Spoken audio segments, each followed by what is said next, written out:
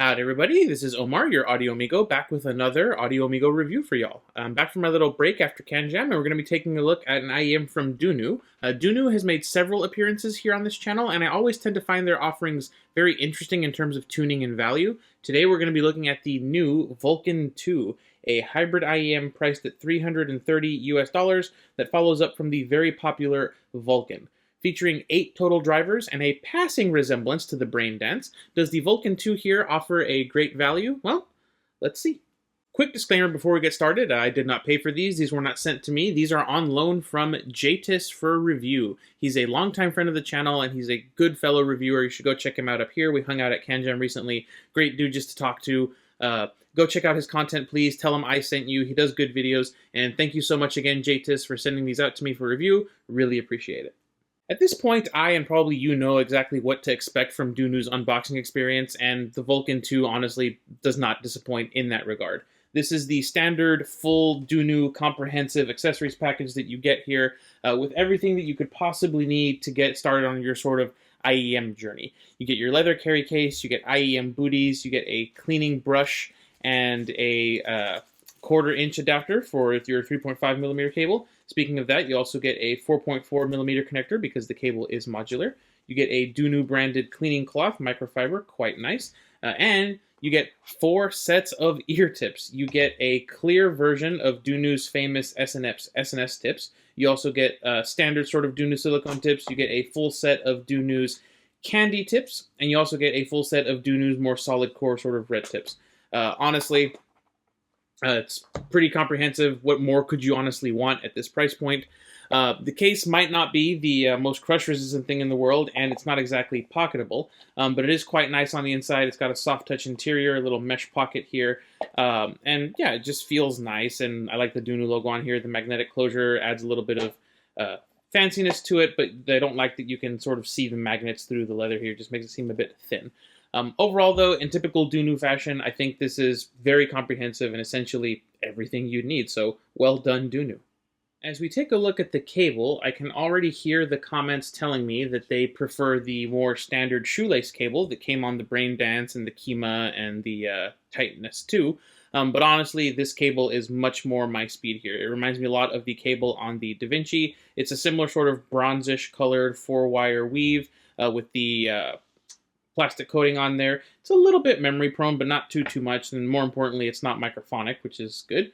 It's using Dunu's Q-Lock mini connector system, which not only is screw secured, but as you can see here, it does not roll all the way down the cable when you take the connectors off. You have a little arrow there, you line that up with a notch. Easy peasy, screws right on there. Also acts as a nice grip point for when you're pulling this out of a stubborn amp. Love the Q-Lock mini connectors. The Y-split here is also Dunu branded. It's got that sort of coffin shape to go with some of their DAC amps. I think the DTC 800 is this shape, so looks rather good there. The chin slider is plastic, and while it doesn't sit flush and looks like a bit of an afterthought, it also works very well indeed. The ear hooks are comfortable, they're not crinkly at all, and they have really nice colored left and right indication lines on them, so it's easy to tell which one's right and which one's left at a glance. As you can see here, they are using recessed connectors on a non-recessed IEM, but I know a lot of people like to put these cables on other IEMs, so I get that even if it does bother me.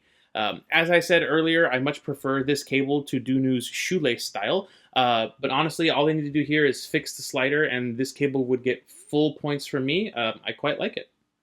As far as the shells go, Dunu has once again gone full CNC metal with the shells here. These are aluminum alloy, keeping them nice and light while still being strong. And you've got these metal nozzles that have been screwed into the bottom here. Mesh is there to protect from moisture and debris ingress, and it works rather well. In terms of ventilation, as you can see, there is none on the front, inside, or sort of sides of the IEM. There's nothing at all to be seen. But you've got these 2 largish metal vents here poking out from the faceplate. They must be working well. I didn't get any driver flex or pressure buildup issues with these, so good on Dunu for that. Overall, these are very solidly built. I can't feel the seam between the top and bottom shell, which is something I complain about on some other all-metal IEMs. The aluminum keeps them feeling lightweight. They're quite sturdy. They could handle, they feel like they could easily handle a couple of knocks, bumps, and scrapes. Even if they do get a bit scratched up, it'd still look rather nice with that finish. Construction, good job, Dunu. Solid. But what's hiding behind those vents there? Well, let's go ahead and look at these specifications to find out.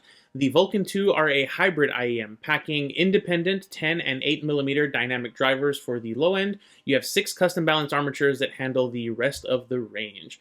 In terms of drivability, this really wasn't anything too crazy. I was able to push these with all of the sources in my description with no real issues, even the weaker ones. These do, however, change sound with higher output impedance, but as always, we'll talk about that later.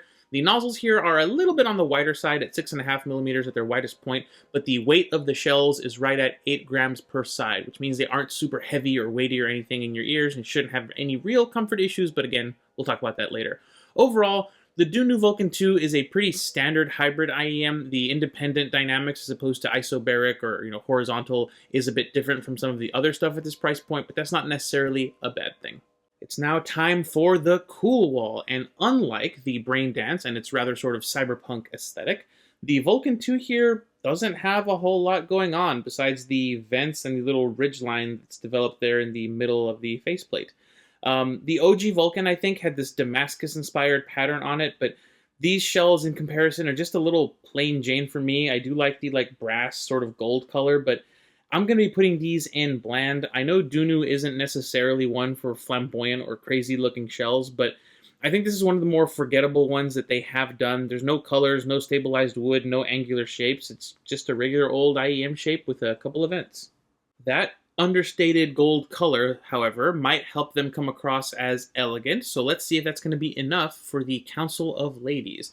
And this is one of those perfect split verdicts. You have 2 pretties, 2 not pretties, and a single meh from the ladies as far as the Vulkan 2. So they're maybe pretty? Hard to tell, really. As far as if these will start a conversation or earn you compliments, we have a 3-2 score against, so not likely, but not impossible either. Looking through their thoughts, it seems like the ladies do like the gold color and the general shape and design of these. It's just a little bit too bland to earn any real excitement or accolades here. Their comments aren't exactly negative, they just aren't positive or excited either, which I guess matches seeing how they voted on this. As far as comfort goes, the Vulkan 2 has gone for a more conventional design as opposed to the wings, bulges, and shapes here. You've got an ever so slight little comfort, ridge here with a little bit of a valley there, but there's no real bulges or anything, and I wouldn't really call these semi-custom shaped. The shells are rather large and bulky, but the weight is honestly pretty low in comparison. That combined with the venting meant that I was able to wear these for long periods of time with no real issues or compromises in terms of fit or comfort. My wife took one look at these and said, there's no way these are ever going to fit, they're way too huge, and then actually was able to maintain a seal and had them stay in her ears, which earned these a score of technical pass on the tiny ear test. They were a little bit silly looking with how much they stuck out of her ears in this direction, but she was able to wear them long enough to listen to music, and the seal didn't fail, no matter how much she talked or smiled or ate. So yeah, technical pass.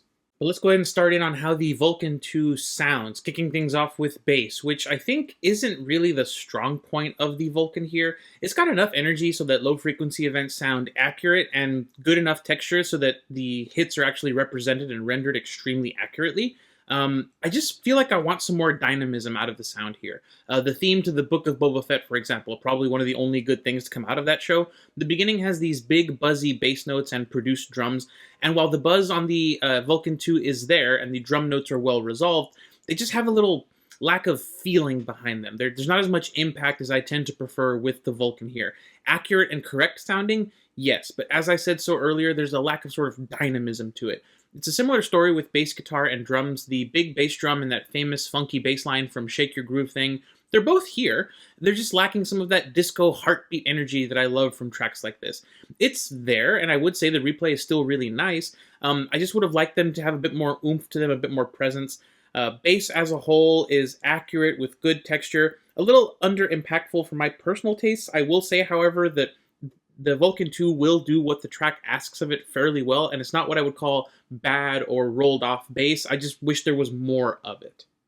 The cleaner, more controlled bass presentation gives way to a similarly lean and controlled lower mid-range presentation. The Vulkan 2, I feel, pulls off the trick of having crystal clear lower mids without having to sacrifice some depth and thickness and warmth to it. It is a little on the thin side, but it's not absolutely lifeless and anemic. There's definitely a dip, it is audible, but because the bass isn't boosted, it's sort of controlled, it all comes across as sounding more mid-centric than anything else. Foreigners feels like a first time, is all about those vocals, the synthesizer, the guitars. It's overall a very clean, clear replay, and there's just enough energy from the bass and the kick drums to keep it from sounding anemic, thin, light, and overly airy. This mid-centric nature does make female vocals come across a bit more forward and a bit more emphasized, but again, because of the way that the bass and the lower mids are handled, to me it doesn't come across as super unnatural sounding. Adding to the theme of clarity that we have going on here, Otto's vocals in Show came across as very revealing here on the Vulkan 2, and I mean that in a good way. She's one of the most talented young singers that I've heard, and all of her ridiculous vocalizations, cracks, yodels, pitch changes, all her little yells are all very, very well presented here on the Vulkan 2. I wouldn't say the vocals are on a pedestal like they can be on some very vocal forward sets, but they're definitely a bit more emphasized than normal. Yeah, like I said, the Vulkan 2 comes across as slightly mid-centric to me, and in a good way.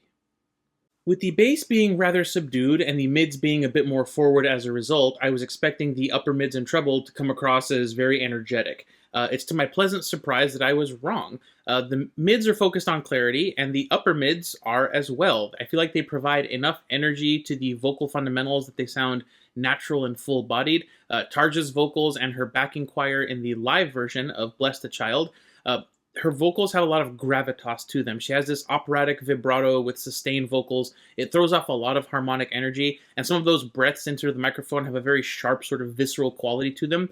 They don't come across as painfully sharp or sibilant here. And overall, I would say the Vulkan 2 keeps that very controlled, and it's a very likable upper mids presentation, honestly. Treble, same thing. Very well controlled, incisive, but still sort of delicate and smooth sounding. Not fatiguing, at least to my ears. Jamiroquai's Virtual Insanity, those tambourines, the hi-hats, the cymbals that are going on, they sound sparkly and sweet. There's none of that grainy sharpness or bitey tonality to the sound. While the air frequencies aren't incredibly boosted, there's enough there for the harmonics to have some nice washiness to their sustain.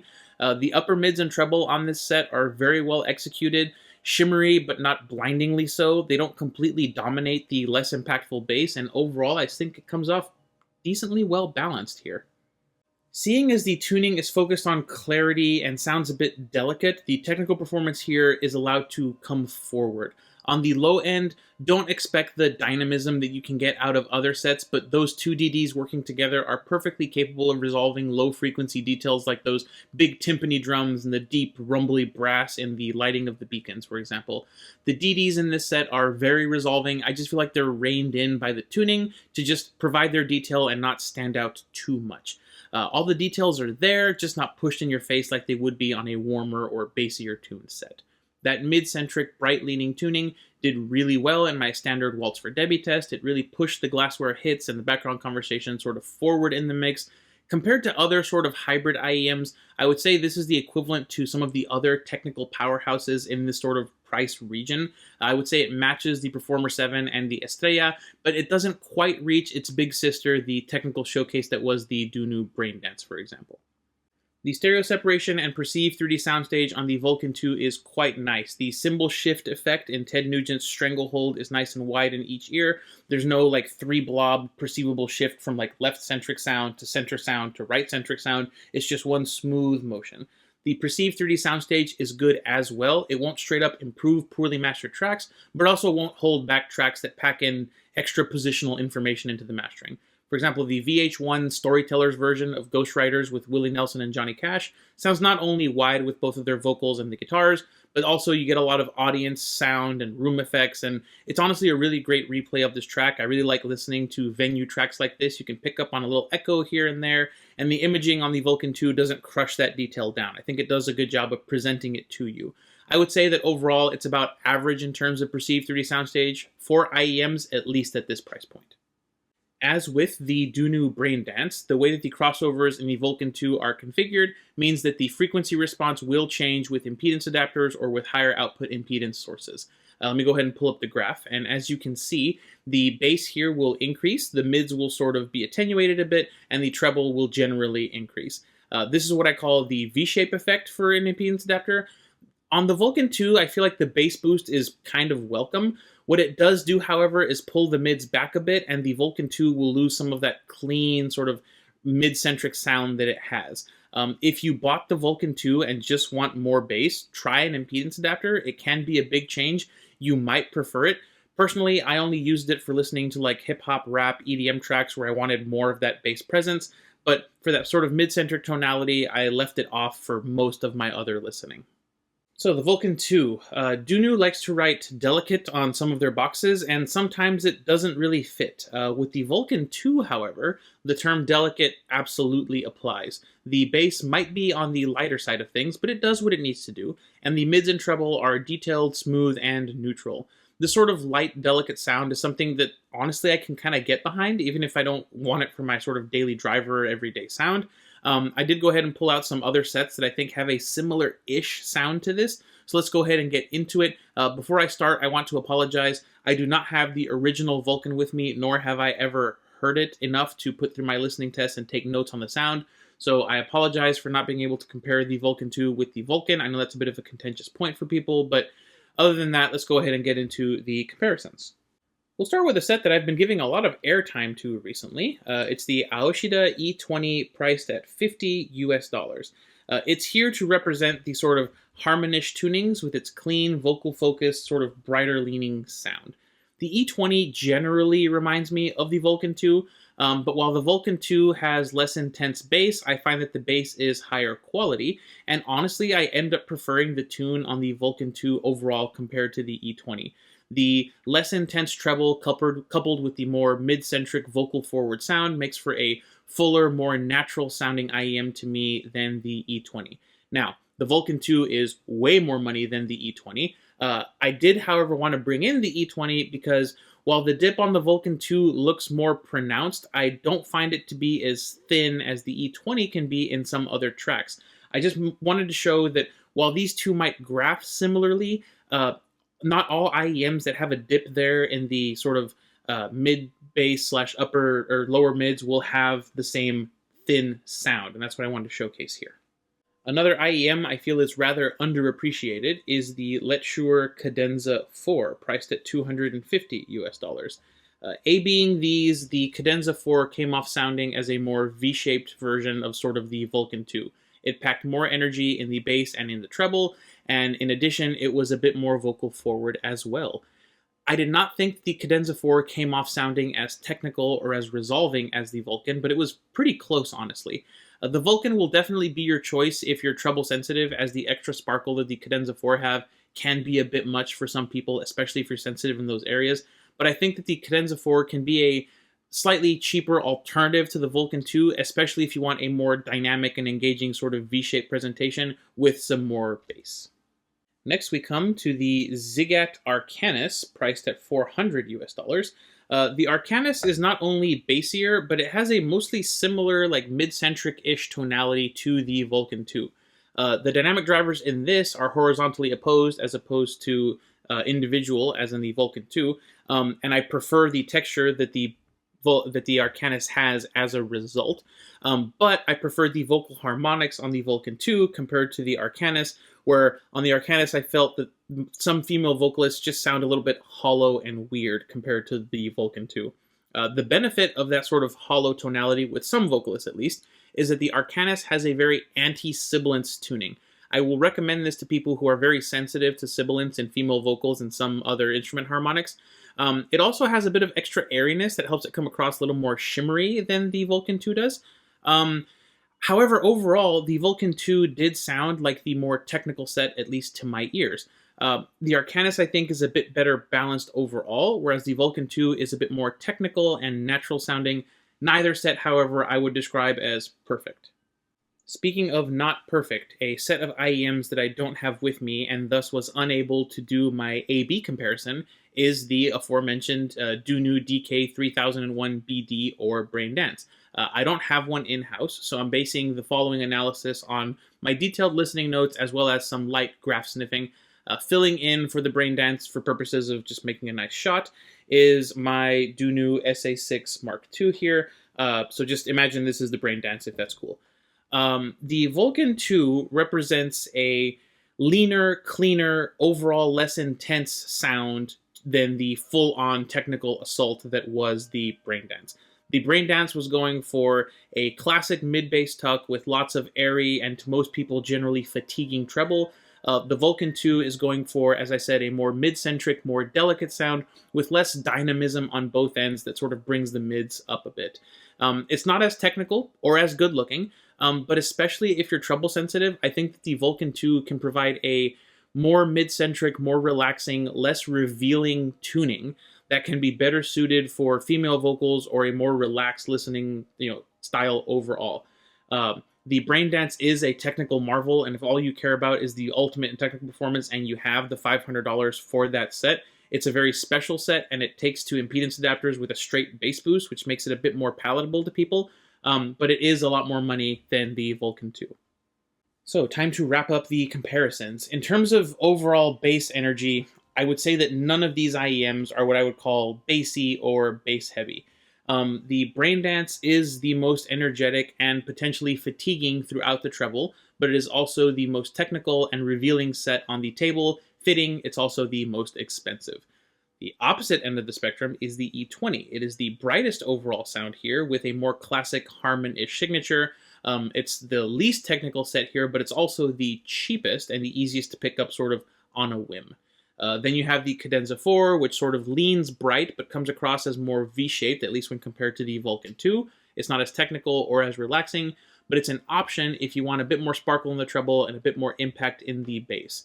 It's a similar story with the Arcanis. It's got a bit of an anti-sibilance tuning, so if you're sensitive there, maybe look into this. But it does have some extra airiness to help the treble pop out a little bit in a more pleasant way. Not as technical, but warmer leaning overall and with a more satisfying bass presentation than the Vulkan 2. That leaves us with the Vulkan 2. It's the lightest on bass of anything here on the table, but by not overcooking the treble, it comes across decently balanced, and as I said, it's a rather nice mid-centric tuning that in my opinion just sort of works. That segues neatly into the Audio Amigo Arbitrary rating scale.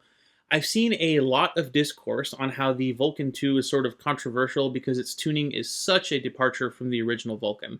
Well, as a person who has never heard the original Vulkan, I think I'm in a relatively nice position of being able to evaluate the Vulkan 2 on its own merits. Siblings of the world rejoice. Honestly, at first, I didn't like the Vulkan 2 all that much. It just seemed a little bit weak to me. But after spending some time with it, a week or two listening to it, it really started to grow on me. The tuning might not be the most dynamic or exciting tuning in the world, but honestly, it's just really pleasant to listen to sometimes. In the A-B comparisons, it became a bit of an oddity in that it's a very relaxing listen that isn't super warm. It was absolutely beautiful for low-volume listening in very quiet environments, but it also has the ability to let you crank the volume up because the treble and bass are just less aggressive. It's less fatiguing at higher volumes, I found.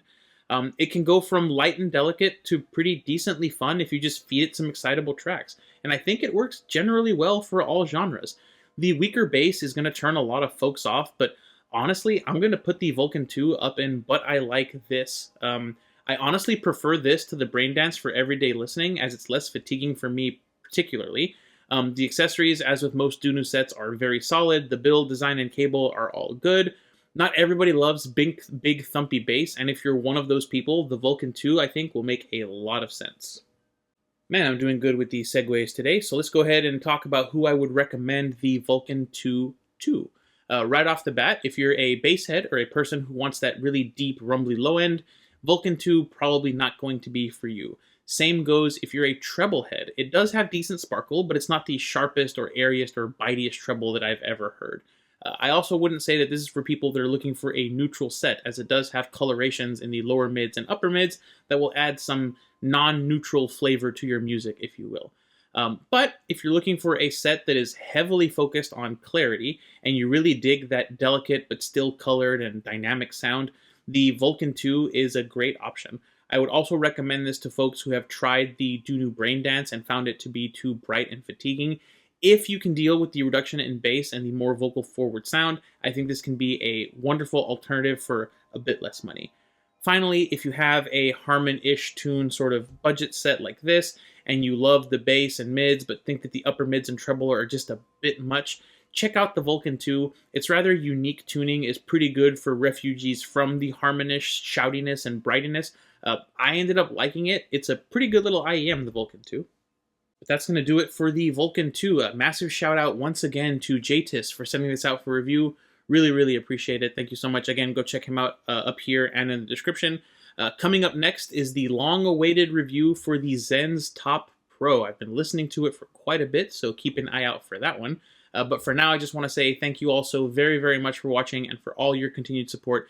Massive shout out to the Compadres Club members. Really appreciate every single one of you. Remember, $5 a month and you get to decide what I review with your money, and you get to help make the channel more independent from review samples, review loaners, and tours, which I personally really appreciate.